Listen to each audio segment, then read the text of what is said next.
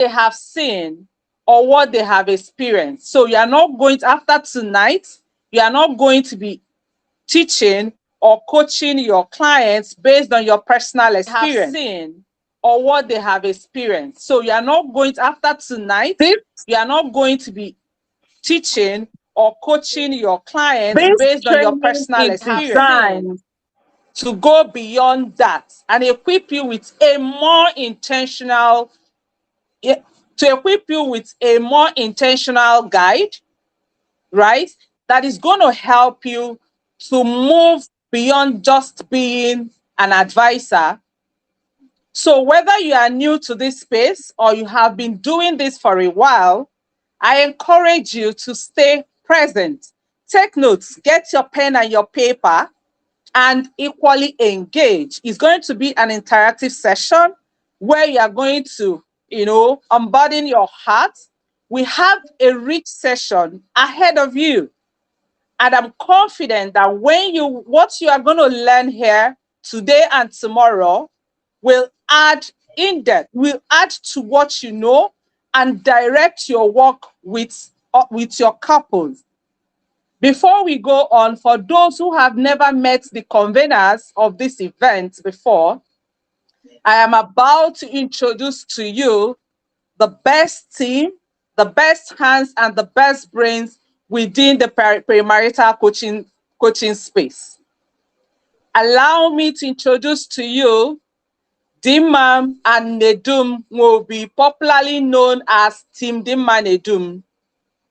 Dimma and Nedum will be known as Team Dimma Nedum, are leading voices in Nigeria's family life coaching space. Known for advancing happiness, human flourishing, and intentional family systems. They are co-founders of the Happyfied Humanity Project, with a bold mission to make mental, emotional well-being tools accessible to over 1 billion people by 2031. Nedum, on its own side, is a psychology systems engineer with performance consultants with over 25 years of experience. So you can see you are not dealing with people who are not experienced or matured in this game. Dimma is a certified positive psychology coach and emotional intelligence assessor and director of studies at Institute of Family Engineering and Development, where she has helped to train over 1,000 family life practitioners. So you are going to be adding to the number. I can see you should be excited by now. Together, they both design research-backed solutions for marriage and family well-being, including the Flourishing Together Couple Project and Preparing for Bliss Project. They also formed the Start Your Marriage Right Academy, equipping and licensing marriage coaches across multiple continents. They are also the authors of the book, ABC of Intentional Parenting. And also, they are the sought-after speakers and trainers with clients across Africa, Europe, and North America. Once again, welcome, and I leave you in the capable hands of Dimma. Welcome, Ma.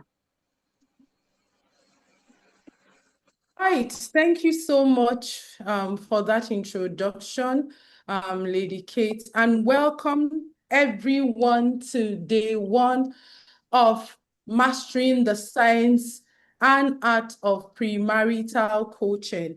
So relax, let's start the conversation. And I like to always engage with my audience. So whether you are here with us on Zoom or you're watching from YouTube, please, I would like to engage with you. So if you're here and a friend of yours, a colleague of yours is telling you, I can't join the room, just tell them to join on YouTube. We are also streaming on YouTube, and everything that we are engaging here, everyone who watches on YouTube can also do that. So welcome everyone. Let's get to the business of today.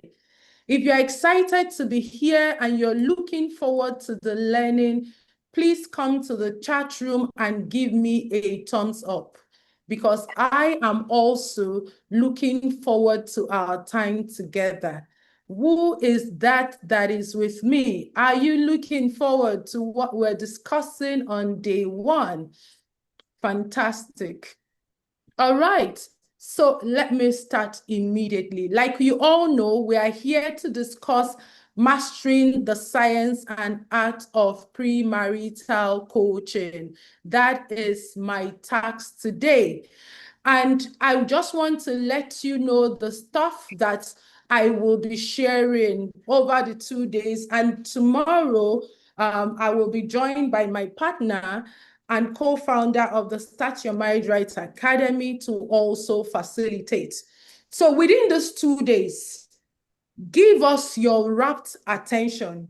These are the 4 outcomes we want to be able to achieve with you. First of all, to help you identify the common errors that premarital counselors make that give them negative publicity, that make somebody says, oh, I don't want to do premarital. Don't go to that person, that process. And I don't know if you are also making those mistakes. So you find out today. Number 2, we want you to also discover the major mental blocks that could sabotage premarital coaching practice. And 3, how can you be a trusted premarital coach? Is there a science to it? Is there an art to it? We are going to be encountering it today. And lastly, we want to help you discover tested strategies and a research blueprint for premarital coaching.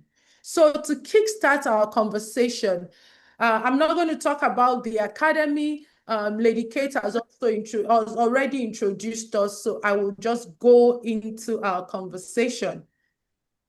All right, so this is how we're going to start. What, in your opinion, do you consider the biggest challenge young people face in marriage preparation? Please go to the chat room and drop that. What do you think is the biggest challenge young people are facing in premarital? I want to see your comments. If you have ever engaged somebody in premarital, or you have been a young person and when you were preparing for premarital, these were the challenges you faced, drop it in the chat room. So my question is, what is the challenge young people face in marriage preparation? And Bolaro says it is unrealistic expectation. Someone says it's unpreparedness. So what makes them unprepared? It is financial challenge, understanding each other. Go ahead. We have a full house here, and just 4 people responding is not gingering my ginger. So I need to hear from you. Lack of proper preparation, reading books, okay? Unrealistic expectation, misinformation, lack of system for doing marriage right, choosing the right partner, expectation in first time in sex. Fantastic. Ignorance of what marriage is. Okay, so with that thought in mind, I'd like for you to look at this. In 2024, as an academy that is set up to ensure that people start their marriage right, hence the name, the research team went to do a research, and we surveyed, first of all, Nigerians to ask them, how effective was the premarital counseling that you did. And I want to share with you just some vital statistics from that. One thing we found out is that, forget about the age, but just see, like, so that you get to know the age. So we're not just looking at young people. We started from 66 years and we went on, but the majority of the people who took the survey was here, 22%. That is people between 41 and 45. Then the next was 21.7, people between 36 to 40, and the next was 19.5. So you see that the bulk of the people who responded were aged between 31 to 45. And a significant amount of them, 14.7%, were between 46 and 50%. They are 50 years, right? But this was what we found out in the research that is forming a background for our conversation today. When we asked them, first of all, we asked, did you do premarital or did you not do? Some people said they did. Some people said they didn't do. So if you notice from here, there were 415 responses. And the people who said they did premarital were 286. So that's about 50 to about 50, around the half of them, right? Then we now asked these half of them who did premarital, how did you do your premarital? And that's where I'm starting my conversation today. And as you can see, 96.9% of them did their premarital in Christian faith-based counseling. And after the 96.9, you're seeing that the next one to it, 34.6, were people who read books. So what I'm trying to bring here is that predominantly, the Christian faith-based organizations have been in the forefront of premarital counseling over the years. Because if people who at 2024 were between the ages of 31 to 45, who did premarital, 96% of them did it in churches. It means that the church remains the primary place where premarital is done. And because of the challenges we're seeing in the field with people who were married and all that, we now ask them a question. One of the questions was, did the pre-marriage course that you did it cover healing trauma? Did it help you to identify your trauma and to help you to heal it and to help you deal with the impact of emotional wounds and past heartbreaks?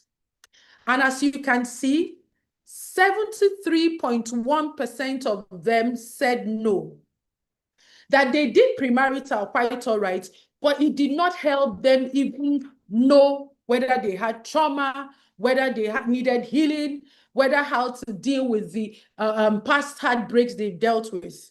And that got us curious because as a team, we have seen people in marriages suffering because they are still harboring hurts that should have been dealt with in premarital. We asked another question. This premarital that you did it have experiential sessions? Did it provide you with opportunities where you and your partner had experiential practice sessions where you could practice how to communicate, where you could practice how to resolve conflicts, and the counselor who was taking you is observing how you communicate, is observing how you resolve conflicts, and is able to give you templates and guide you on what to do differently and what to not do? And 64% of them said no. They did not have such experiential practice. It was just somebody talking at them. Thankfully, 36% said they got such experiential practice sessions. But you know that 36 is far behind. So now we're wondering, so how come people do premarital, then they get into marriage and they still cannot communicate effectively? They still do not know how to resolve conflicts. And as these things were on our mind, we decided, okay, let's not only ask them, let's even check how satisfied they were with the process. And we asked them, and they said to us that if you look at it, you will see that the people who said they did not, if we are taking average satisfaction with the course as 5, and we add up the people who said 5, 4, 3, 2, 1, you're going to get about 43.5%. So it means that 43.5% of people who did premarital say that they were marginally satisfied with it. So the question now was, is this just in Nigeria, or how is it across Africa? So we decided to extend the study and begin to research synthesized reports from other African countries like Ghana, like Gambia, like Zambia, like Cameroon, like South Africa. And after we did that, we also looked at reports on how premarital was faring with Africans in the diaspora, predominantly Africans in the United Kingdom, in the United States of America, and in Canada. And when we reviewed it with the Nigerian study that we did, we came up with the 2026 Future of Premarital Coaching Report. And the summary of the findings from looking at how premarital was done in other African countries and what people are saying, we came up with 2 big summaries. Number 1 is that the future of marriage preparation does not lie only in whether couples attend premarital counseling, but is in how well they are prepared. The study showed that Africans were not ignorant of the need for premarital, but there was a preparation gap. When they showed up for the premarital, they did not get the level of preparation that they feel helped them to prepare adequately for marriage. And just like we saw in Nigeria, where majority of people who did premarital also did it in faith-based organizations, that was also predominant across Africa. Therefore, we concluded that the marriage coaching industry in Africa is in a very pivotal era where both the clergy and professionals who combine compassion and structure, they are going to be the ones that will lead the next wave of family stability.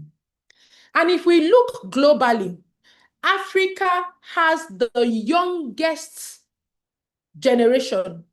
We have the youngest generation in that in Africa is where more young people are compared to other continents of the world. And if these young people are going to get married and are going to do well in their marriages, we don't just want people that will talk at them.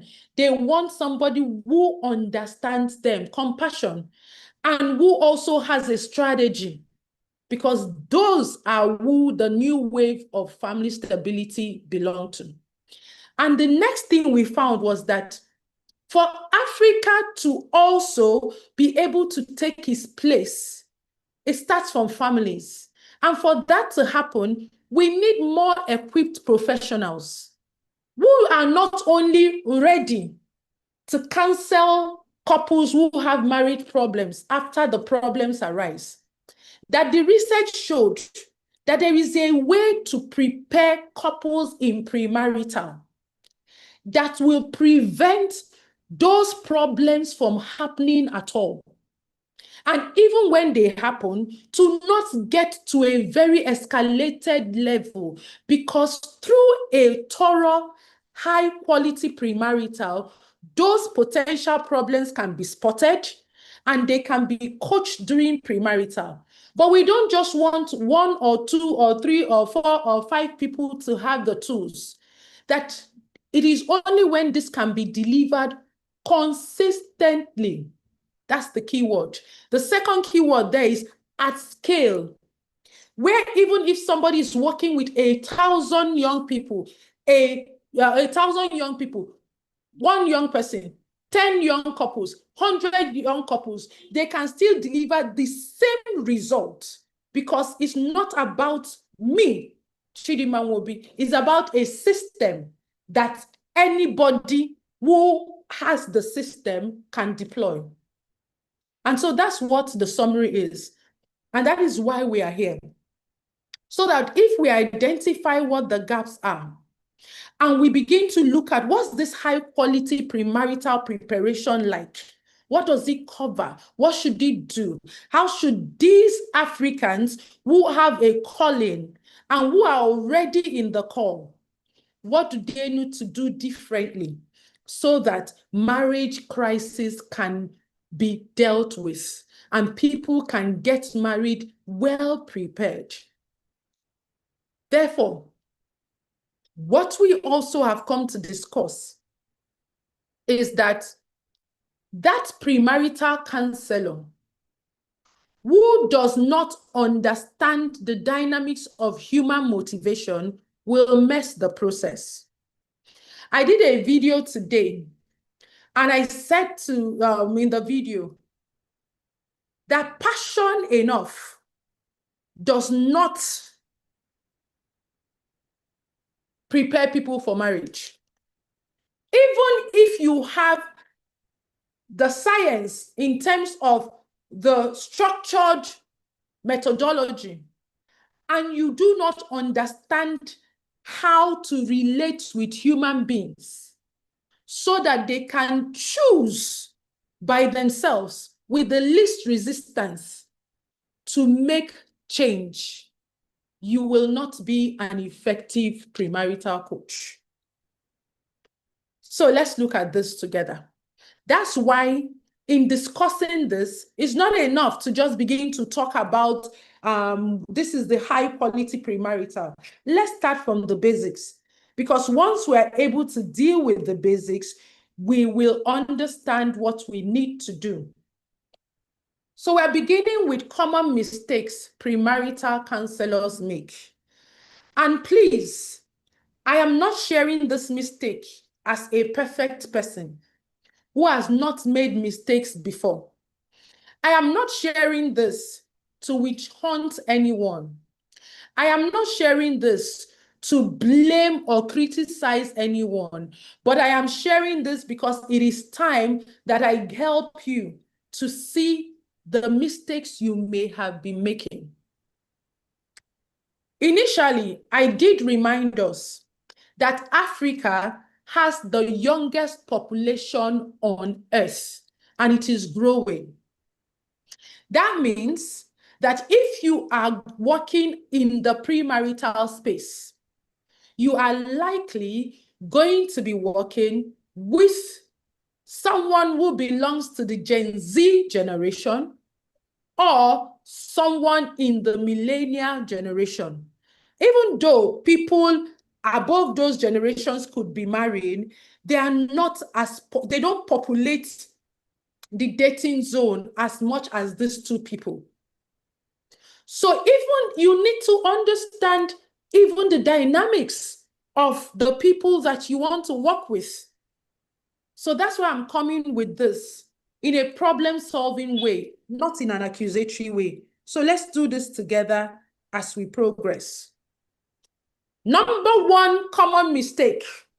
And remember, I did say that 96.9% of the people who responded to the survey from Nigeria did their premarital in Christian faith-based organizations. And we also saw that trend in other African countries. And this is one of the mistakes that premarital coaches make, throwing religious and cultural quotes at the intending couples without a structure for implementation.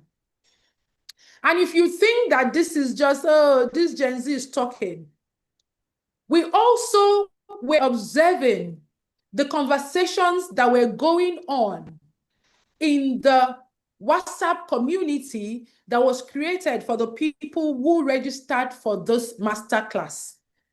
And we gave people opportunities to talk. And somebody will share, oh, this challenge, somebody is having this challenge, somebody is having this challenge. Majority of the people will come on and say, oh, you need to pray about it. If God has done this, da. If this has done, da. And I'm wondering, how have you solved the problem? Look, I am a Christian. I teach premarital in church. But I can tell you that scripture without a system for application will not help the couples prepare. Every scripture is a system that has to be practicalized. So it's not enough to say to a woman, oh, yeah, the woman, you need to submit to your husband, yet you don't teach her the dynamics of submission in principle. It's not enough to say, oh, if two do not work together, how if two do not agree, how do they work together? Amos 3:3. No, we're not interested in your ability to memorize scripture and to quote it. How do you systemize if two do not agree, they cannot work together? What is the system behind it? How do you test their agreeability so that you can know if they can work together? So these people just sit in premarital and you're talking and talking and talking, and they can't live with something substantial that they can implement. Or you come to them, oh, in our culture, a man is the da, a woman is the da. It doesn't translate to practicality if there is no structure for implementation. And that is one major thing. If you talk to young people, they're going to say, first of all, people will say, oh, I want my children, my niece and her fiance to do premarital with the academy. And when one of the things they ask, do you offer professional premarital or how do they call it? Christian premarital. And I'm like, okay, what's the difference between church, Christian premarital and professional? As she said, man, don't get me offended, but my friends that have done premarital say they didn't really do anything. The person was just talking and quoting scripture. No, that is a mistake that gives premarital counselors bad publicity. Number 2, sharing personal experiences without a sieve. I'm going to say this with every sense of compassion that I can muster. Your personal experiences are valid.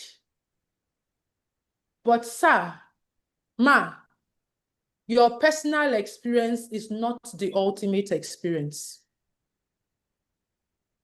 What happened in your relationship and you were able to navigate it by doing this, doing that, is not a system that you should be throwing at premarital people. In fact, when it comes to premarital, your personal experiences are really not needed because the two people that you are talking to are from two different worlds. Even if the husband-to-be looks like your husband, talks like your husband, comes from the same village as your husband, they have not experienced life the same way. So if your premarital is based on, oh, I have been married for 30 years, I want to tell you how to get to a man's heart. The man you got to his heart was not raised by the parents who raised this new man you are talking to.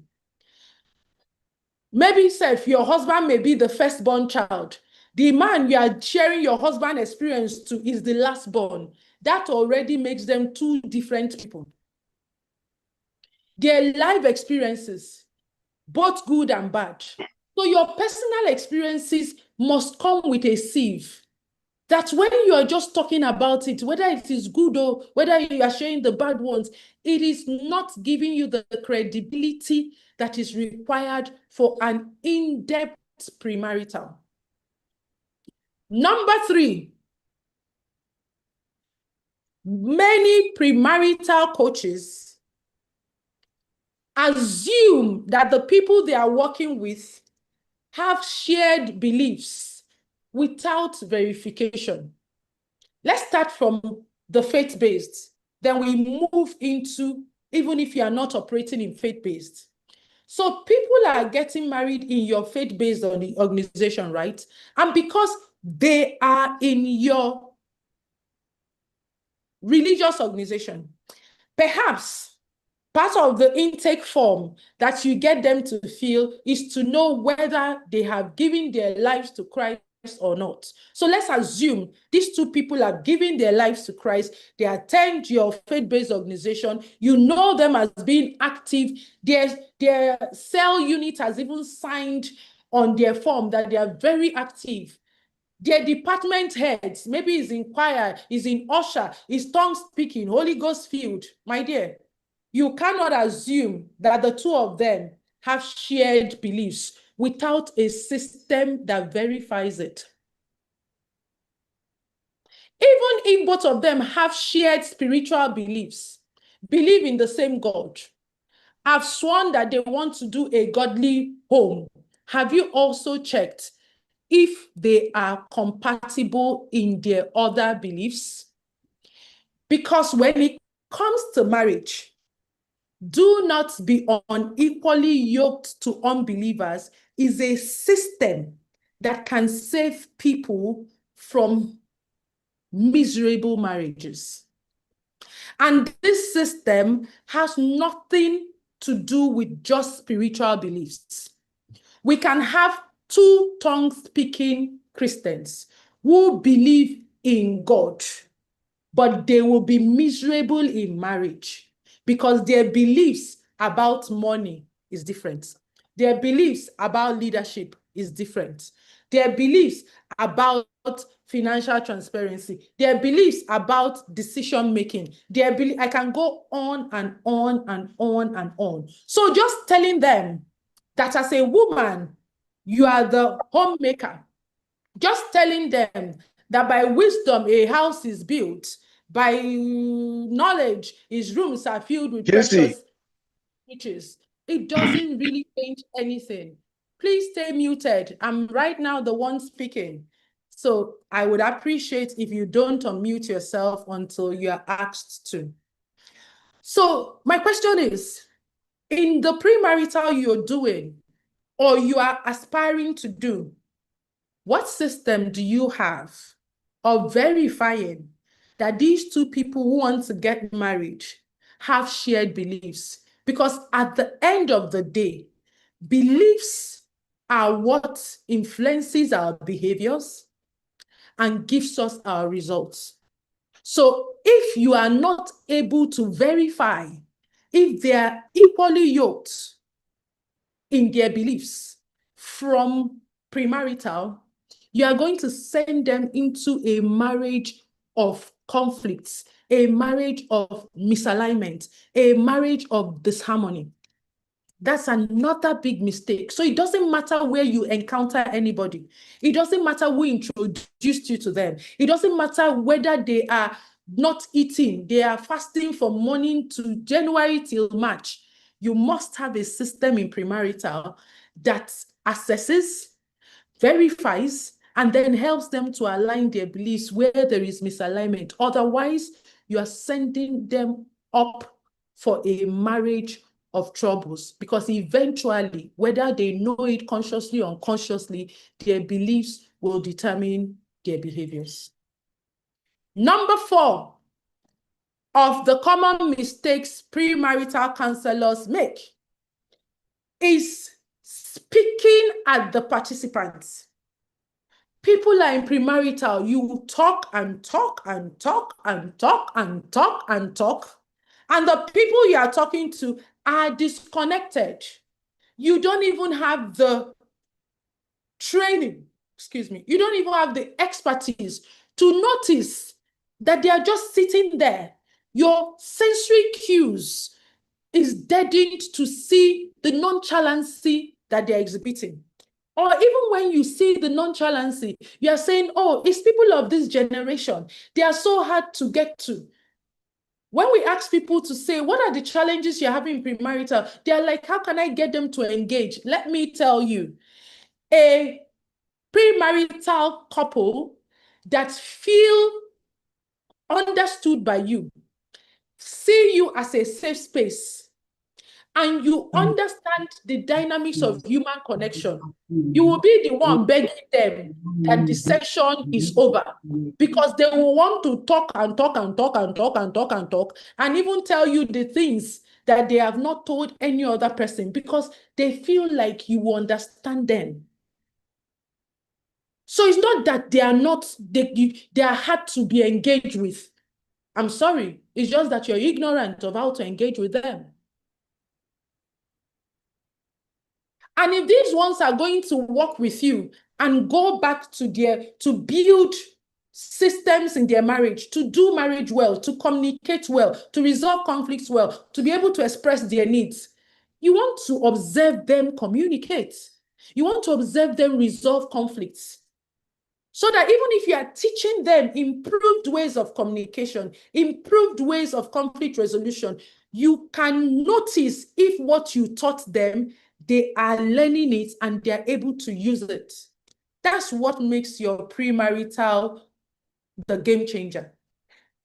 That's what makes people do premarital with you and be telling their friends, if you know you want to do marriage right, go to Start Your Marriage Right Academy, go to Lady Kate Eze, because they know that from what they experienced, you can also experience that.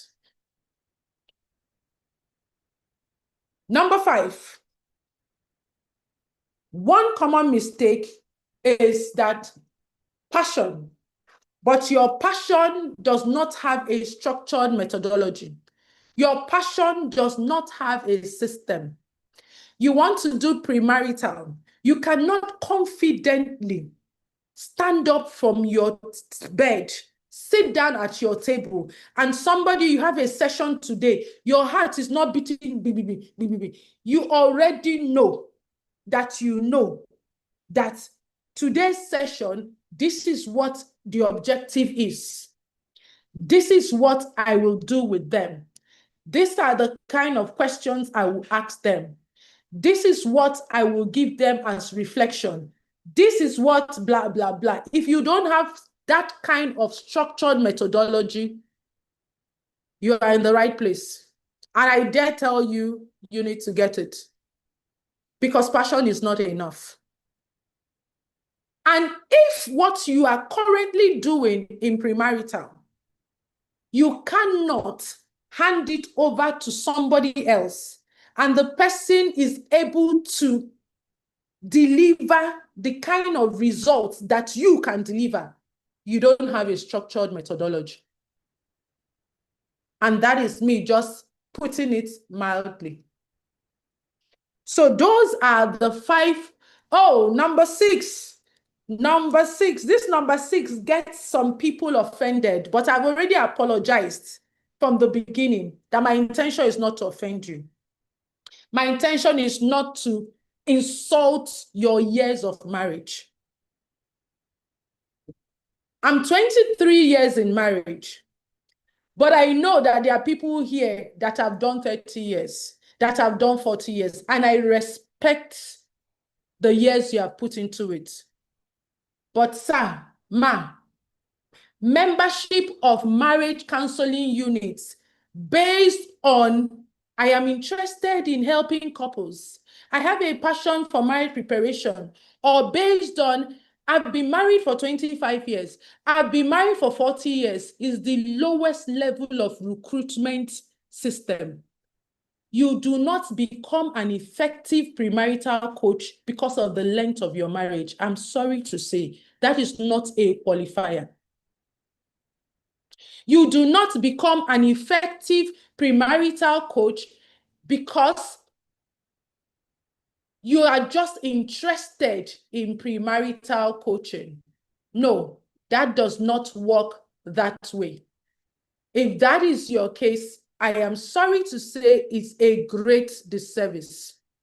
If you are here and you are the leader in your faith-based premarital counseling unit, and the way you recruit people into premarital is by those who are been married for long, those who are just interested, I'm telling you today, you need to change that because you may be causing more harm than good.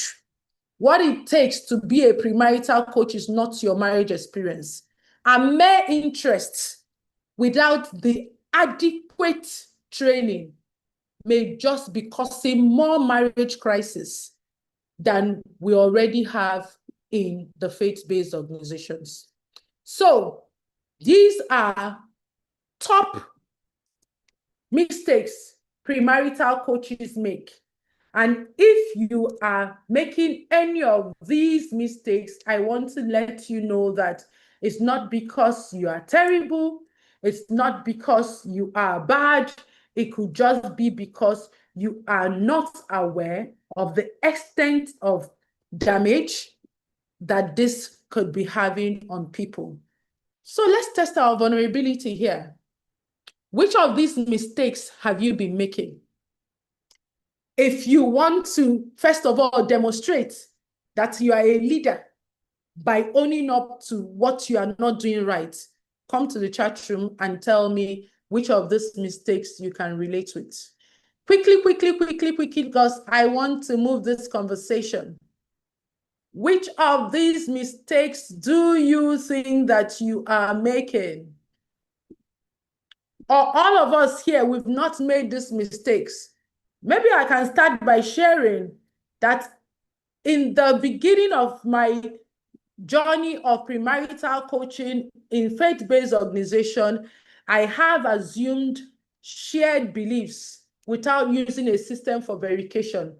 Once there were people who I was leading through premarital in church, so long as they are church people, they understand what God says about marriage. They understand that marriage is an institution of God. They understand that the devil is an enemy of marriage, and we just go on and on and on. All right. Okay, so thank you everyone for being vulnerable and for sharing this with me. Fantastic. So doing the mistake is not the end of it. And because you have owned the mistake, it means that your mind is broadened so that as we continue to speak, you will be getting more insights that you need. So if you are ready for us to move the conversation to the mental blocks, come to the chat room and let me know. Yes, let's move the conversation to the mental blocks. Let me know. Are you ready to do that? Okay, I'm getting some, all right. So I like to always feel the pulse of the people I'm working with. Okay, please ignore there is a chat in the chat room. I want you to ignore that. Something about your master's and doctoral thesis, please ignore that. Admin, if you're there, if you can delete it, please do that. And watch out for that person. Let's not admit him in here, because if we are doing something serious and you're coming here to distract us, we don't need you here. I will appeal to everyone. Do not post any external links. Do not promote any other business whilst we're here, because that is a disrespect, not only to me, but to everyone here, because we've all gathered for one singular reason. And if you're coming here to do that, it just means you don't have regard for the other people here. Unfortunately, this person dropped this and left the chat. So it's not that he's even someone who is interested in what we're discussing. So please ignore that and let's stay on the subject matter. All right. So mental blocks that sabotage effective premarital coaching. Let's take them one after the other again. Number one mental block. If you read what is on the screen, you'll be wondering, so why are they coming for premarital? If you are saying that the intending couple, one of the mental blocks we have is that they need fixing. Everybody you encounter is imperfectly perfect. Everybody you meet in premarital is the expert of their life. And they already have what they need. It's just that they are either ignorant of who they are and what they have, or something has happened in the course of their life that has made them forget who they are, or they have not even been able to reach that level of awareness of the resources that they have. Because if the scripture tells us that ye are gods, sons and daughters of the Most High, it means that you are a God being. But when it comes to premarital, if your clients show up in premarital and you are coming with that almighty attitude, you are coming with the fixer mentality, you are coming with like, I'm here to help your life. I'm here to fix your nonsense. I'm here to help you to do life better. Your clients can perceive it. They can feel your essence without you saying it. And that's also why they disconnect. So you are not coming to fix anybody. You are just the expert of your methodology that is designed to produce a predetermined result. And your work is to deliver that methodology such that you are able to help them individually reconnect to themselves, what they have, and then help them as a couple to create the future they want. So if you are here tonight and you go into premarital with that mentality that you want to fix your clients, you're getting it wrong. That mental block is sabotaging your effectiveness. You want to go in with that thinking, okay, how do I help these people know themselves better? How do I reconnect them to understanding the resources that is already inside of them so that they can harness it to work together as a team? And trusting that your methodology that is predetermined to give that result, you are just here to deploy it. So you're like a guide. And as you're deploying the methodology, you're observing them. You're giving them exercises that is returning them back to themselves and helping them create the future they want. That is what you are there to do in premarital. Number two mental block. People come into premarital and they assume that they know what the couple needs. How can you know what somebody you don't know what he believes needs? How do you know what a man needs when you don't know what he values? How do you help a couple build a successful marriage when you do not even understand how their life history has impacted their understanding of marriage? You don't have any structure that helps them check how the marriage of their parents or of the significant people who raised them has impacted them. There is no structure that helps them know how their position in the family can affect their marriage. Or you don't know that how a firstborn child acts in marriage is completely different from how an only child will act in marriage. But then you group all of them, and then there is no filter to even help them understand the uniqueness of themselves so that they can create the kind of marriage with a deeper understanding of what they already have and what they need to work on. Do you think that a young woman who got her heart broken 5 times before she met this man, she's in counseling, she's in premarital counseling with you, that her needs will be the same as the need of a young girl who is in her first relationship? That is, that cannot be possible. So if your system does not, in as much as it is attending to people, but it must provide them with opportunity for increased awareness, because it is only in a place of deeper sense, self-awareness, that transformation can happen. And it is when they can take self-initiated action. So don't come into premarital and you think you know what the couple needs. That's why when somebody asks a question and says, blah, blah, blah, happened to Mr. A and Mrs. A, what do you think they should do? People will start saying, let them do this. How can you be telling them what to do when you don't know if why the man is acting the way he's acting is because he was once a kind man to an ex who betrayed him, and unknown to him, he took an unconscious decision that he is not going to allow himself be taken for granted by another woman. And you are there saying, you know, you need to be kind, you need to understand. He cannot understand anything until he heals that betrayal that is making him act the way he's acting, even when he is ignorant of it. So you see what makes professional premarital and marital coaching different. It's not about giving advice. It's not about you have seen this same scenario 20 times.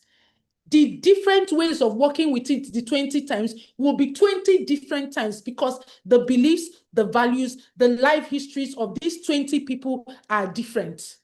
That is one mental block you need to let off tonight. Number 3, another mental block could be that you are stuck in your past methods, even when they are no longer working. A member of a team in a religious-based organization encountered the Start Your Marriage Right Academy and learned about this high-quality premarital preparation methodology that you are going to learn about in these 2 days, and then goes to their religious organization to say, I have seen there are some gaps in what we're doing.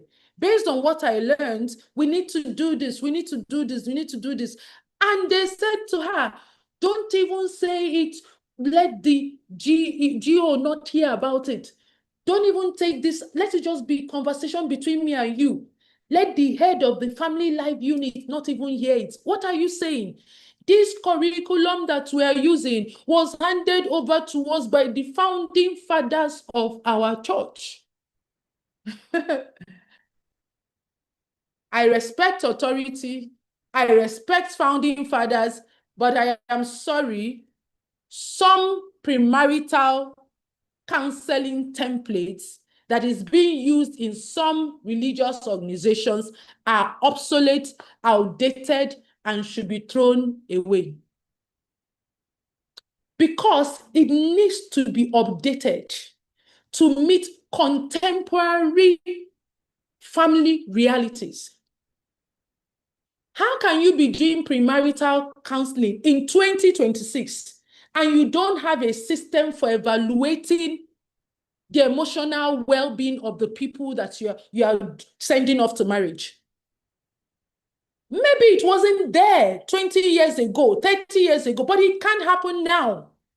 Because we are seeing people who should be in emotional well-being rehabilitation centers being wedded and sent, and somebody else is bearing the burden of a man or of a woman that is dealing with the pain of abandonment, rejection, humiliation that dates us back as when he was a child. And then somebody is saying to the person, you have to bear it like a soldier of Christ. No, this should have been discovered in premarital, and the person helped to heal himself first. That sometimes people come for premarital and you let them know what you need now is not premarital. You need at least 6 months personal development program. Otherwise, if you get married, you will be a disaster and you will bleed on the person who is innocent. And that is only possible when you have systems that helps you to check if these two people are human being enough to even be talking about marriage. And it has nothing to do with how successful they are, how wealthy they are, how well attending they are. No. And I can go on and on and on and share different areas. So if you are still using outdated methods for 21st century issues, you will just keep frustrating the process. You're not just frustrating yourself, you're frustrating the people coming to you, you're frustrating us, all of us in the society. Because these same people will still come out and be a nuisance, and all of us will be affected. My mother said I'm shouting, I should reduce my voice. It's you people that is making me shout. I don't hear. Let me reduce voice. She is so let me calm down. But this is how passionate this is for me. Because was I shouting? Okay, sorry. I will stop shouting. So if you're, let me start talking like this. If your practice is out of touch, I hope you can hear me. And it is lacking evolving. That's the word, ing. I'm not even telling you that we have all of the tools in Start Your Marriage Right Academy. That's why we are heavy on research. As we're researching, we're finding what do we need to improve. That's why the word there is evolving, ing, is continuous tense. Let me ask you, in your premarital counseling unit, when was the last time you had a thorough training? I'm not saying a 1 hour, whatever, like the whole unit was thoroughly trained. Your whole framework was brought out and it was reviewed and improved on. When was the last time? For some people, it's over 20 years. Some people over 10 years. Some people over 5 years. Number 4, another mental block is you projecting your trauma and experiences on them. I touched on that when I was talking about your personal filters, but let me build on this. Some people who are not well trained in the science and art of premarital coaching come into premarital and they heap their trauma on the person they are coaching.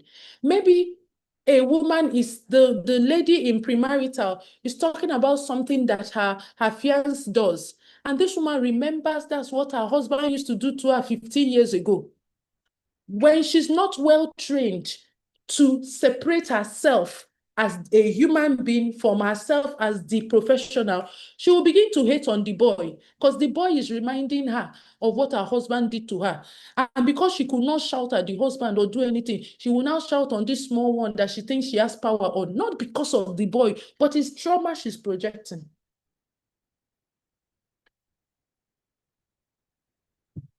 That's why I say your personal experience is not the filter. What you should do in premarital is to have a solution-focused approach. Irrespective of what the problem that you are bringing to premarital is, you should be solution-focused so that you can move them forward and not be fixated on the problem. That they don't become reminders for you of a trauma you have been through or an experience you have been through. And even sometimes you carry that trauma from the sessions and you bring it back home because you've not learned the principle of detachment. So your partner does something, you remember her, it looks like that thing that somebody told me in premarital. You give it to him, back to back immediately so that there's no room for that. No, that's not the real you. So that's another mental block. So you don't project your trauma and experiences on your clients. And this one, this mental block, I don't want my mother to come and say I'm shouting again, no, but I want to say this emphatically. You just do premarital half-heartedly because you say it's not paying the bills. So when they say you need to train, you need to improve yourself, please, am I going to bring money from where to improve myself? And I see a lot of people in faith-based premarital doing this. I'm just doing it for passion. No. I'm just doing it to support the ministry. Or sometimes you even tell the heads of the ministry to send their people to training and they go, so after training him and he leaves our church and goes to another church. Excuse me, you are ready to sacrifice the effective preparation of the flock that is put under you because you are looking, even if you train the person and he goes to another church, have you not spread the gospel to the ends of the earth? I mean, but that's the excuse you hear from people. Oh, we're not going to train more than 5 people. We're not going to train more than this because you can train them and they will leave. Or somebody that is even doing the work. You are saying, I don't want to spend my money to do because he's not paying my bills. And I say to you, if you don't want to improve yourself, if you honestly know you cannot invest both your time and your money to improve your skills to offer effective premarital, leave premarital. Because you're causing more damage than good by being ill-equipped. And you still make heaven. Nobody is going to lock the gate because you were not a premarital counselor. But if you must be one, you must do it in the most effective way, even if it demands your time and your money. Because once you stop learning, your potential to wreck lives increases. Mark this word. Even if that is the only thing you are taking out of day one, let it be what it is. The moment you stop learning, you stay stuck in your old ways. You feel like you have known it all. You are not assessing and reevaluating your process to see where you need to improve. You are not ready to put in your time, your energy, your money in improving premarital. I dare say that you are a major contributor to the marriage crisis that we have in Africa. Because it is when people come to you for premarital, they assume that you know what you're doing. Because they don't go to anybody on the street and say, help me prepare for marriage. If you put yourself out there as a premarital coach, you are telling the universe that I know what I'm doing. So this person is coming trusting that you will help them do a thorough job. Now you don't have the skills, you don't have the structures, you don't have, your methodology is outdated. You've betrayed their trust. So if you're not ready to do the work, you leave the kitchen. So that those who want to cook can take the heat and cook well-nourishing meals. And I want to let you know that even in the midst of the complexities of human problems, even in the midst of people being from different backgrounds, people having different life histories, people wanting different things, you not knowing what your client needs, there is a system for building an effective and profitable premarital. Even for those who say, I'm just doing it for passion. If I invest all of this money, will I make it back? I can tell you 100% money back guaranteed that if you want to build professional premarital as a career, there is a system to building it in a profitable and productive way. So we're doing another check because our time is going. I don't talk too much. Honest check, which of these mental blocks has been sabotaging your practice? Let's come there and tell me, please, please, please, please. Is it number one? Is it number two? Is it number three? Is it number four? Which one would you say has been sabotaging your practice? That's what we're doing now. I want to put my eyes in the chat room and know if we are together. Is there something that has struck you? What will that be right now? Because I want us to really not just hear this, but make something out of it. Okay, thank you. Number four. Uh, so what's going on? Can you hear me? Talk to me, talk to me, talk to me. What is that one that struck you? We talked about thinking that the intending couple need, number one, thinking the intending couples need fixing. Number two, knowing what you think you know what the couple needs. Number three, you are stuck in your past methods, even when it's no longer working. Number four, you project your trauma and experiences on them. Number five, you just do the practice half-heartedly because it's not paying the bills. So why should you invest your money and time in improving your skills? Thank you, everyone. I appreciate your vulnerability. And this is just probably something that was unconscious for you. Now that you know it, I know you will do better. So I didn't share this to accuse you, to criticize you, to act like the almighty one who knows everything. No, I don't know everything. I'm also learning, I'm evolving, but I'm sharing with you mistakes that I have seen and the things that can jeopardize premarital. Okay, so I'm very glad that we're here together. We are doing this. So before we continue, I would like for us to just pause for a moment and to take this poll. Because like I said, in the Start Your Marriage Right Academy, we are very research driven.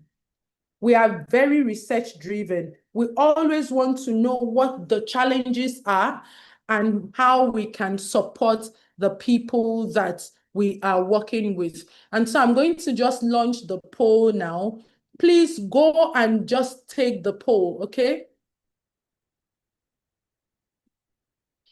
And it's just one question. It's saying, what is your biggest challenge in premarital counseling that if you can address it, will improve your effectiveness? Why we run this poll is so that we can provide solutions, resources that address these challenges and give it back to you so that you can use it knowing that if you're able to meet the challenge, you would improve premarital because it's at the heart of what we do. We want people to start their marriage right. And if they will start their marriage right, they need to have effective premarital coaches. So the poll is on right now. I don't know if you can see it, but I'm not seeing any answers. Nobody has responded. Okay, one person has responded. I'm going to just put the QR code. Can you see the QR code? If you can see it, let me know. Once you scan this QR code, you are able to respond to the poll. Even at that, you can still see it at the bottom of your screen. You just click there, you type in your answer, and it will go. And the beautiful thing is that it is anonymous. You're not putting in your name. We're not seeing your name. We just want to have the answers so that we can do what we know how to do best. Research into those challenges and provide you with solutions to them. And I'm going to just do it for the next 2 minutes. I will appreciate for those that are on Zoom. Those that are not on Zoom, if you are watching us from YouTube, you can scan the code. Scan the code and take the poll. I'm hoping we are able to get up to 50% of people take it, but we cannot stay on it forever. Once we get, if it's in 2 minutes time, we will stop the poll. So help us, please.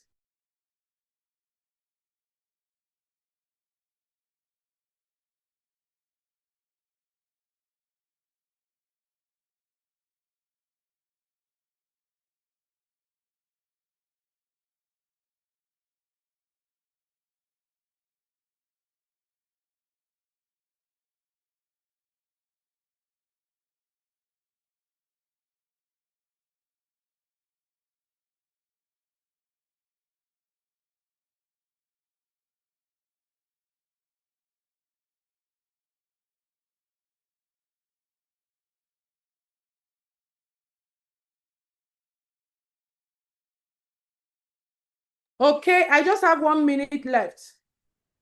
I just have 1 minute left.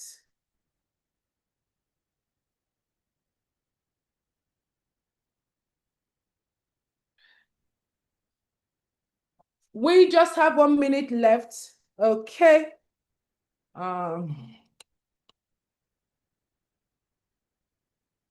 And I will stop the poll.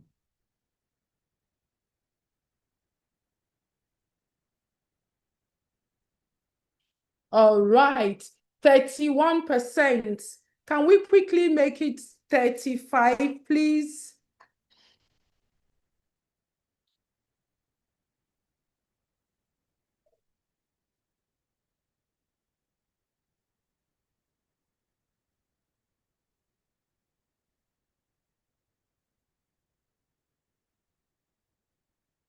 Okay.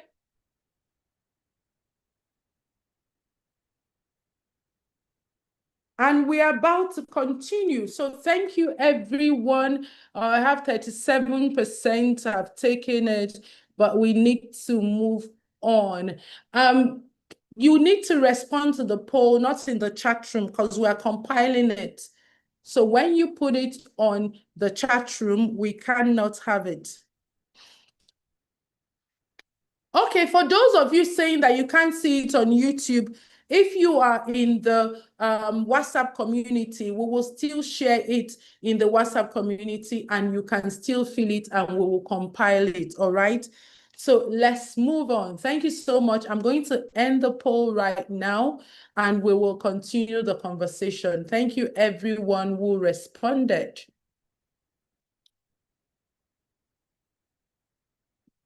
Okay, so where did we stop the conversation? Who can remind me where we stopped our conversation? We are just finished talking about what? What did we finish talking about before we took the poll? All right, I don't want Lady Kate to answer, but now your answer is there. I wanted some other people. So Lady Kate, believing these people, is me and you that is assessing them. We need to know if they are with us or they left only two of us to be doing this work. All right. So far, do you think that this has been worth your time? Have you picked something? Because you know we just started we're trying to build up the introduction to know what is going on and all of that. We are now going deeper into deeper stuff, okay? So if you think this has been worth your while, please let me know. All right, because right about now, I want us to talk about essential skills that you need as an effective premarital coach. Let me see if this is that's what we're talking about. So thank you for that. And with that, we're going to wrap day one. Remember, I said I'm going to show you the skills you need to be a trusted and effective premarital.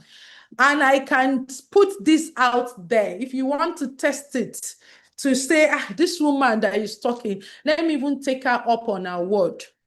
You can go and anywhere you want to publish it, whether publish it on social media, ask in your circles. If you have ever encountered Chidinma Nwobi of the Start Your Marriage Right Academy, what are 3 adjectives you can use to describe your time with her? I may not know exactly the words they are going to say, but I know that one word that will be there will be synonymous to she made me feel safe. Because I have mastered the act of creating safe spaces. And I want to show you how to do that. I tell you that parents book for their children and relatives to do premarital coaching with the academy, even sometimes requesting to do with me specifically. And even if I keep increasing my fees for personal premarital coaching, which they can easily do with the academy at 150,000 naira in the group one. But if you're going to do premarital, and I say, oh, my fees have increased though, one-on-one premarital is going to cost you between 1.5 million and 2 million. And they're like, I want you to do premarital. It's not because I carry anything come from heaven. The same knowledge is shared abroad, but there is a way to make somebody feel like I need you in my space to do this work. Let's look at the skills for being an effective premarital coach. And it begins with, you must know how to create a safe space for your clients, not just to trust you, but to trust the process and to be vulnerable. Not just to trust you, but to trust the process. And let me tell you the ABC rule of making somebody trust your process. It is making the process simple to be understood by the person. That when this person is coming to engage you, you are telling the person, this is the process I'm going to take you through. We are going to start this way, do this, do this, do this. We do this, we do this, we do this, do this, and we are done. And whilst we are doing this, if I notice anything, we will do this. If you are able to explain your process and the client understands your process, that is an inroad to them trusting it. Because even as you're taking them through the process and they are getting confused and they are feeling somehow, you are able to remind them, we're in step one of the 3 steps I said we're going to do. And remember, I did say that in this step, this will happen, this will happen, this will happen. So what you have already told them will happen, when they see it happening, they're like, this person knows what she's doing. And the secret to doing that is the fact that your methodology is predetermined, designed to produce predetermined results. So it's not magic. You are simply just telling them the predetermined results and the step-by-step way of getting it. That builds trust. Another way to make your clients be vulnerable with you is that you are in the session as a human being. Somebody is saying something, you're not judging them. Somebody is able to be in a session with you and tell you how they mistakenly saw their ex and they kissed their ex, or they had sex with the ex. You don't go, Jesus, even as you're, no. Their own sin may be fornication, but you are not righteous. You don't fornicate, but you may be lying.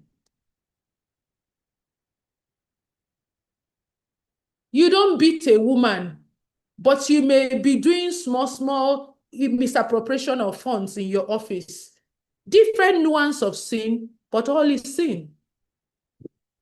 So even when you come to premarital, you don't come like the holier than thou. Because once somebody tells you one small thing and they notice how you react to it, that's the end of telling you any other thing. So forget about the big things. So you must embody a safe space. And it comes with the skills you have, the kind of questions you are able to ask them, your ability to notice the changes that is going on. Somebody is with you, is looking withdrawn. Can you pick withdrawal? Somebody is talking to you and you can notice that the person is not comfortable with a subject. Do you notice it and make allowance? Or you say to them, this question must be answered. You can give somebody an assignment and they don't do it. You don't go like, I don't like unserious people. You want to know why they didn't do it and create allowance. So there are different ways to it, but it's by skills and by practice. But I can tell you, it is not rocket science, it is doable.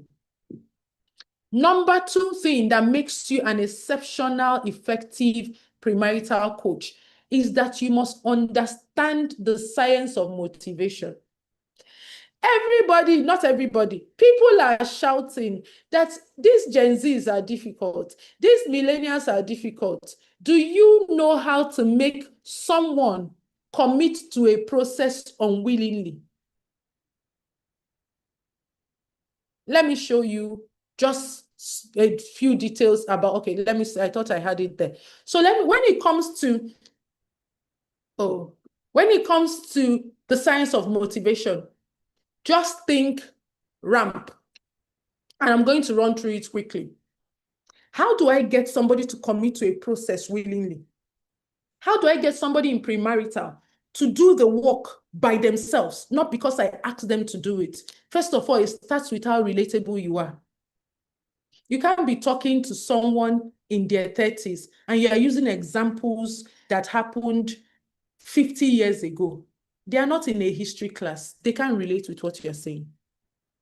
And don't tell me that's the example you know, because that's the generation you grew up in. If you want to work with a 30-year-old, learn 30-year-old's language and realities. That's how you can make your counseling relatable. And once they are able to see the relatedness, you have already answered the first of the 4 components of motivation. Number 2, autonomy. Let your clients feel like they have a choice to do or not to do what you ask them to do. Because when they feel compelled to do what, there's no slide. When I get to slide, I will show slides. So just listen. What I'm telling you is not in the slide. When people feel, especially young people, feel that they have a choice to choose what to do you know that they are more compliant than when they feel they don't have a choice? So that's how your premarital process should be. It should not be, if you don't do this, this will happen. If you don't do this, let them have a choice to do. That's autonomy. That moves motivation. Number 3, mastery. And that's where a lot of people do not get it. And by mastery, your premarital process should not be such that the final result happens at the end of it. It has to be designed such like the client is able to make some steps as they go along. They're able to see for themselves the things they've learned at different times. Because once they feel a sense of mastery, once they feel a sense of competence, okay, if after 2 weeks with this premarital coach, this is how I grew, this is what happened to me, then we can do session 3 and 4. And after session 3 and 4, they are able to also see. And how do you do that without telling them to review? You put those things they are supposed to see in between. So you're not telling them see it, but they can see it in a subtle way. Mastery. Then number 4, of course, it must be aligned with their purpose. So I really don't care where you are doing premarital, whether in a faith-based organization, whether in your private practice. We have an assumption that when people come for premarital, we know their goal for coming for premarital, to do marriage right. But that does not empower motivation. Every premarital process must ensure that the client creates their personal intention for being with you. So that as you go through the steps, you are making reference to it. That's their purpose for being there. And purpose is a component of motivation. So don't say we're in church, is to prepare you. Why are you here? So if you want to be able to make the people you are working with in premarital commit to the process willingly, you must be relatable, you must give them autonomy, there must be simple steps for them to see that they are learning and mastering something, and it must be aligned to their purpose. And for that to happen, they must create a purpose even from the beginning of the process. Let's run quickly. I think I'm hearing I have 10, 15 minutes left. Number 3, you cannot be an effective premarital coach if you don't know how to ask questions. Because most of the things you are going to do in premarital is asking questions and providing clarity to them based on their answers to the questions you asked. So if you don't know how to ask powerful, curious, open-ended questions, your skills as an effective premarital will not be maximized. And you don't need to go and take a master's program to learn how to ask powerful questions in premarital. I have helped you to do the work. That's why if you are here today, you don't want to miss day 2. Because all of these mistakes we have all made in premarital, all of these mental blocks, all of these skills, the solutions to them has been packaged into a framework for premarital that I will show you what you need to do with your clients when they come to you, that ensures that everything I've said today is put into it. Number 4, your premarital framework must promote self-reflective learning in your clients. The people you are working with are not kindergartens that you have to tell what's the moral of the story. No. But your process must help them find the moral of the story by themselves without even knowing that they are finding the moral of the story, so that they will not think that you are babying them. And how do you achieve that? By infusing self-reflective exercises and questions in your premarital, so that when they do the reflective exercises, they are coming to their learnings themselves. You are not the one now telling them this. By the exercise, they learn what they need to learn for their own selves. That you can have 50 people in premarital and they all took different learnings because the content you are dealing with them touch them at different places based on the reflective learning approach that you deployed. And number 5, when it comes to premarital, for 18 years and counting, over 18 years, it started with curiosity. What does it take to do marriage well? And by well, to enjoy a marriage, a successful marriage, a marriage that will empower not only the people, but also the society.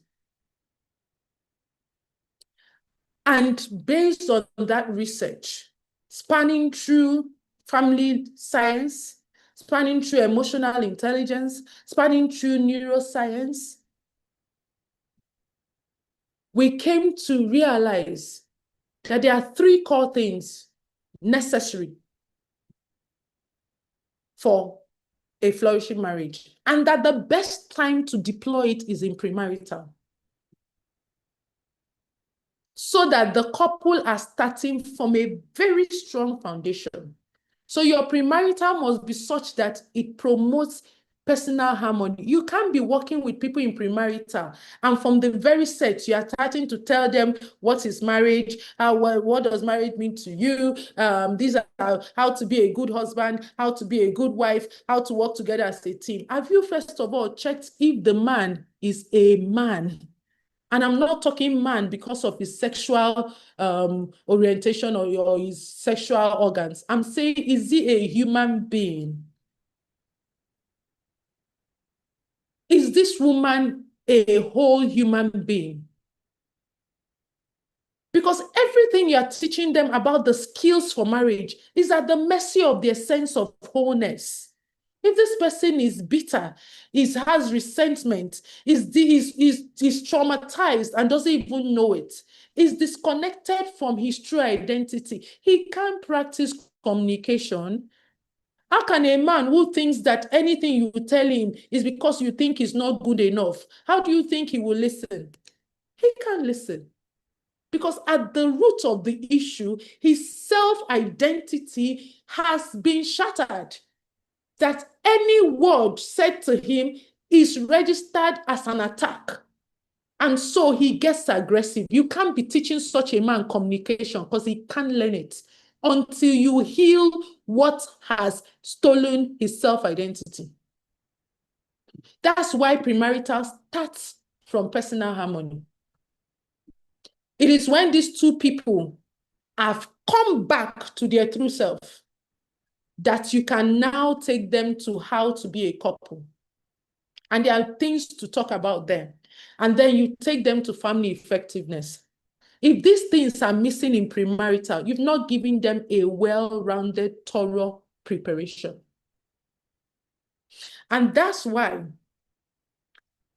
I don't know, if you look at what you are currently doing in premarital, or even if you're aspiring and how you are preparing, do you think you know how to create a safe space that will make your clients trust you and be vulnerable? Do you understand the science of motivation? That although I have said it here, do you think you can apply it? And how can it be applied in real time? It's one thing to know the science, it's another to know the application. Number 3, do you think you are eloquent enough in asking powerful, open-ended questions? Do you think that the framework you currently use for your premarital promotes self-reflection learning in your clients? And lastly, does your premarital have a methodology that promotes personal harmony, mutual harmony, and family effectiveness? Which is what we'll now go into tomorrow. That's why I said, if you're here, don't miss tomorrow. Because tomorrow, I will be introducing you with my team member to this researched flourishing marriage blueprint. That what it takes to make marriage work are these 3 pillars. Whether the couple is just learning it, whether they are refining it, whether they are tweaking it, whether they are amending it, that everything a couple will do to get them the end result of a successful marriage. And by successful marriage, a successful marriage is one that fulfills the people individually, fulfills them as a team, and makes doing life together harmonious. I'm not saying there won't be difficulties, but they are able to handle the difficulties as a team with a sense of ease and order. Is these 3 things: the flourishing person, the flourishing team, and their flourishing systems. And that is what we will go deeper into tomorrow. For now, I'm going to pause here. If there are questions from today, where is Lady Kate? Please come and take over. I know my time is up, but I need them to get ready. So if today has been instructive for you, and you cannot wait to see how you can apply all of these things together into a transformational blueprint, come to the chat room and give me a thumbs up while I hand over to Lady Kate. And if you have questions, Kate, you want to moderate that? I don't know, I'm stepping out, or am I staying back on the screen to take the questions? What are you Please choosing? stay back. Please stay back. Stay back, coach. All right, so I'm adding Thank you to. you. Thank you so much, coach. Thank you for this wonderful session. Please, you need to stay back. I'm sure your head is popping by now. You are thinking, you are checking your strategy, you're checking, do I have all these things? What have I been doing? What are the methodology that I have been doing? Is it right? Is it wrong? Trying to plug it. So I don't know if you have question. Can you quickly drop your question in the chat box or tell us what you learned today? What are you taking away from today's session? Can we see what you're taking away from today? What is it that resonated with you? Tell us that particular thing that you are picking away from today as we prepare for tomorrow. And I want to remind you again that tomorrow is the day that your counseling journey will take a new turn. So don't forget to be here. Mark the date. I'm trying to see, you said very insightful and knowledgeable presentation. Thank you, Coach Demma. Who again, thank you, Coach. God bless you. Do we have any question? Impactful. Well done, Chidema. Thanks, Coach. I'm really learning new things. Any question? Okay, so somebody said, Coach, does this methodology only apply for premarital or can be used for couple counseling, ma?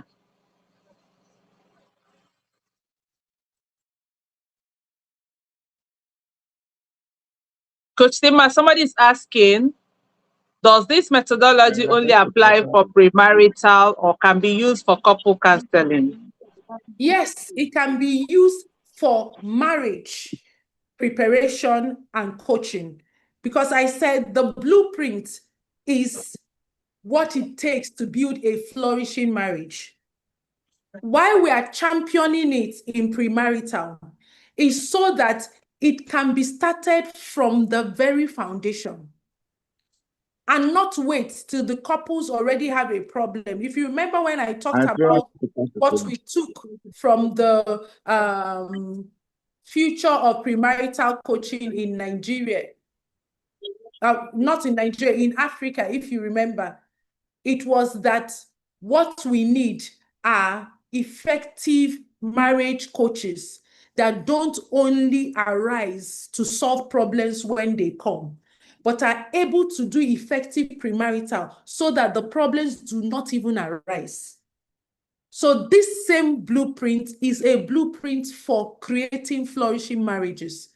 And it is also out of it that premarital coaching should be done, so that that work starts from the beginning and it can give the couple a good foundation to reduce years of struggle in marriage.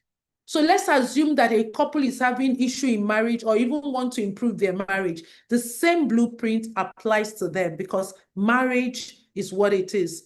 These three pillars is what makes marriage work.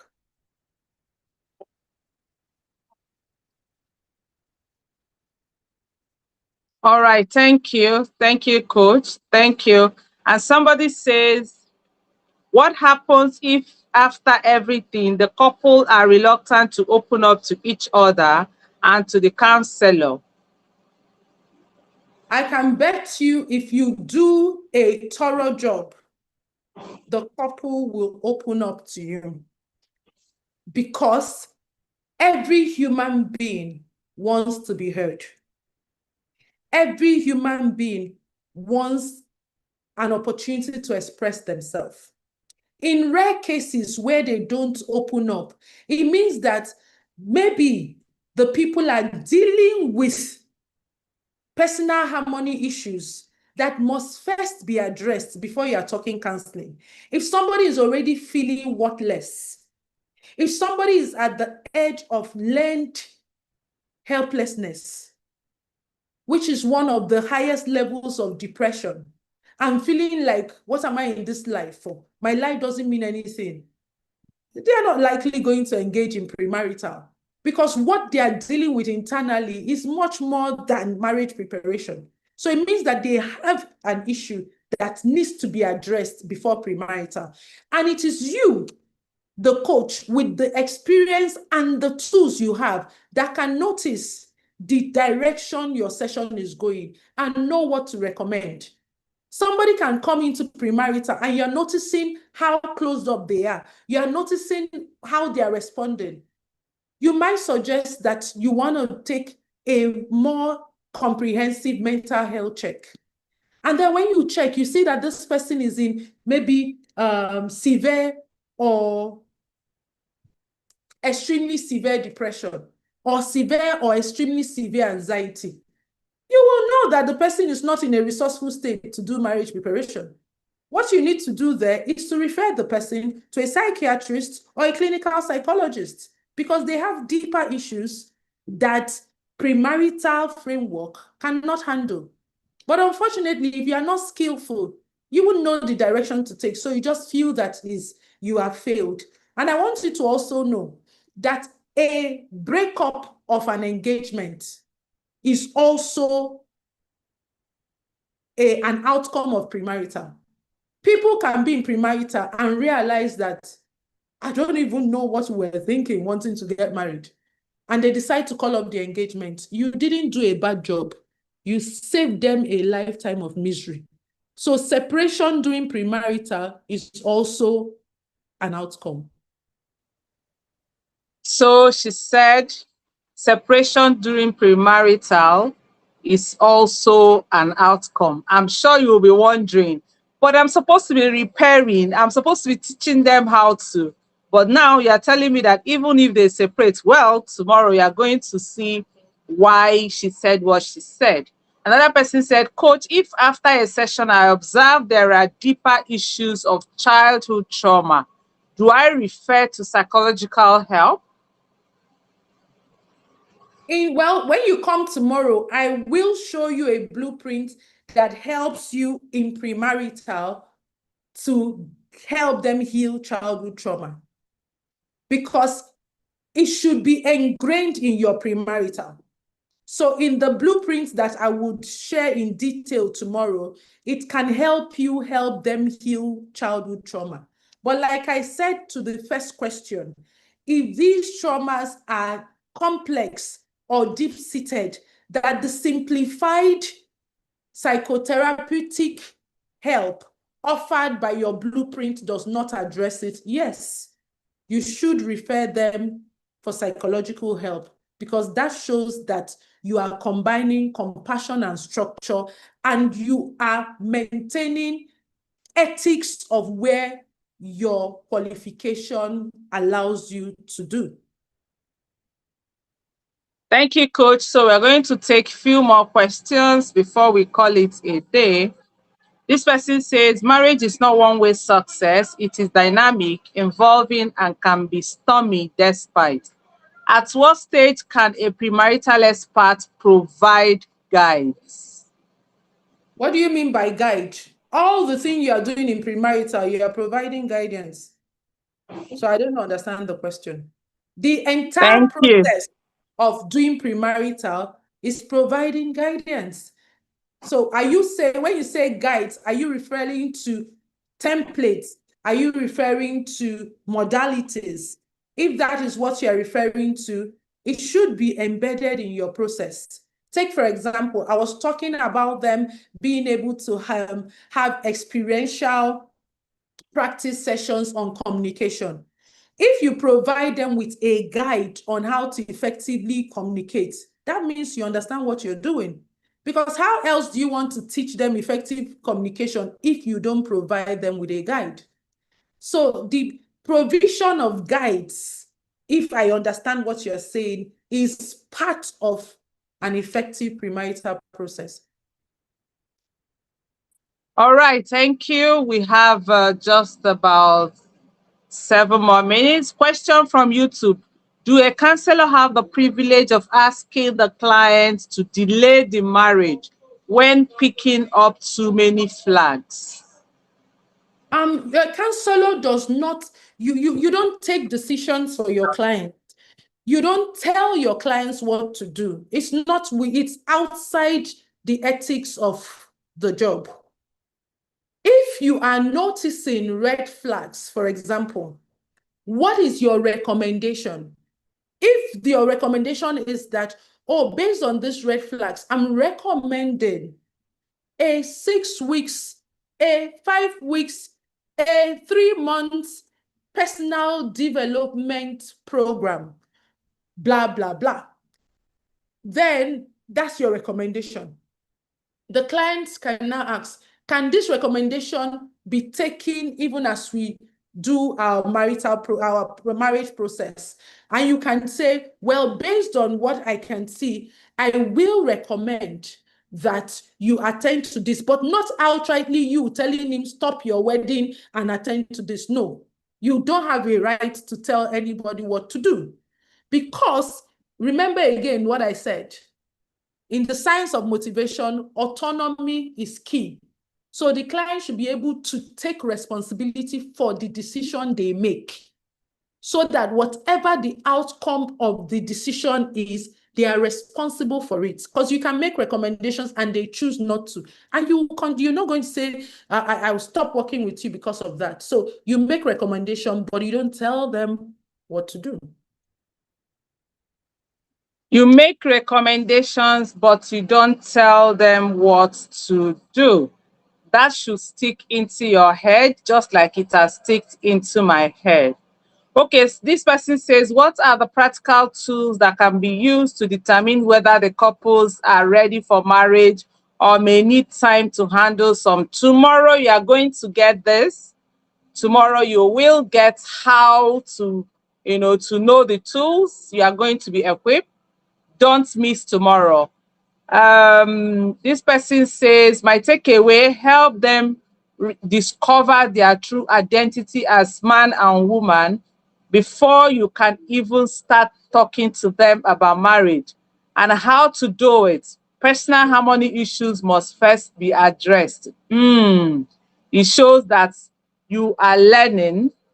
This person said, Coach, do you think 2 days is enough? Don't worry. After 2 days, she's going to give you an opportunity to come on board fully for you to learn how to be that impactful marriage counselor that you are dreaming of. The person said, is it mandatory during a premarital counseling session for a counselor to observe eye and body language during each session with a client, or they can perform counseling through recording? Coach, I don't know if you want to address it. So let's even start from when you say counseling. What is counseling? Because if you say recording, are you saying they watch what you want to teach them that is recorded and they go and do their exercise themselves? It doesn't, whilst they might get some learning, how do you get the opportunity to answer their real-time questions? When they do the exercises and they have questions or they have things that they want to share, what system are you going to put in place? Because you don't want, it has to be a back and forth. It's like saying, can a doctor offer his medical whatever through a recording?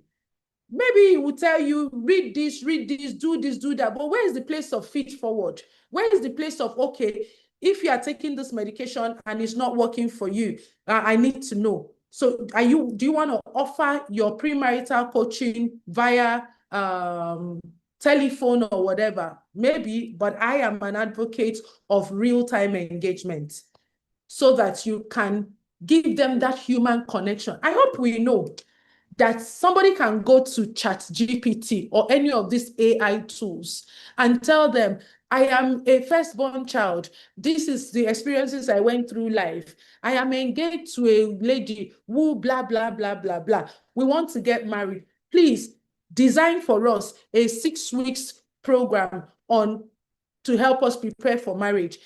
Whatever it likes, it gives it the prompts, it gives it. I hope we know.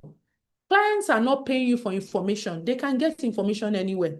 They are paying you for accountability and for implementation. So if you are saying, do I need to be with them? How do you offer them the accountability? How are you that safe space when they are implementing? Personally, for me, when I'm doing sessions, whether it's premarital, whether it's marital, whether it's positive psychology inclined, your video has to be on. Because aside from your voice, seeing you is telling me about you much more than what your words and your voice is saying. And if we take it back to what we learned about communication, the spoken words is just 37% of effective communication. So how can I effectively communicate with somebody that I'm just hearing, and then in this case of your question, I'm not even hearing at all? It's not going to be transformational, trust me. So you can see it's not going to be transformational. You need the real time experience. So this, we just want to know, thank you for participating today. Thank you for your questions. Thank you for your attentiveness. Thank you for being amazing today. And we are hoping that tomorrow you are going to save the time, save the date, still be here at the same time. And also go to the group, run to the group if there's something you want to clarify for because of from today's class, or you want to ask questions, you can also drop it in the group. And I'm sure that coach is going to attend to you. And I hope you know that she is also known as Queen, the Queen of Happiness. Like anytime you meet her, you meet that softness. In fact, I had to start learning how to be soft from her. She is the Queen of Happiness. So thank you this night, Queen of Happiness, for making this a reality. And I'm hoping to hear from you again tomorrow. Guys, don't miss tomorrow. Tomorrow is the final and the day that your journey is going to be transformational, that your clients will always want to run to you and to refer you. So I want to see all of you and tag your friends. If there's somebody you know that is not here, that's supposed to be here, please send the link to the person, invite them so that we can together change the world. I'm sure you are passionate about marriages just like I am and how the coach is. So let's do this together, guys. Thank you so much for being here and see you again tomorrow. I remain your girl, Lady Kate Eze. And please be reminded that the room will open at 6:50. So, and I can bet you the room will get filled on time. So if you want to be here on Zoom with us, show up at 6:50. Otherwise, you may need to watch it from YouTube. But even those on YouTube, I'm sure you had a good experience. We're also collating your questions and we're asking it here. So thank you and see you tomorrow. So for those who are curious, how do I get trained to be able to do this, or even want to understand it so that you can implement it? Don't miss tomorrow. I don't know what else to say. We've just done it. If you were blessed today, if you felt that you learned something today, then this is just a tip of the iceberg. And I can promise you that tomorrow, like Lady Kate said, will change your premarital coaching, marriage coaching experience forever. Thank you, everyone, and see you tomorrow.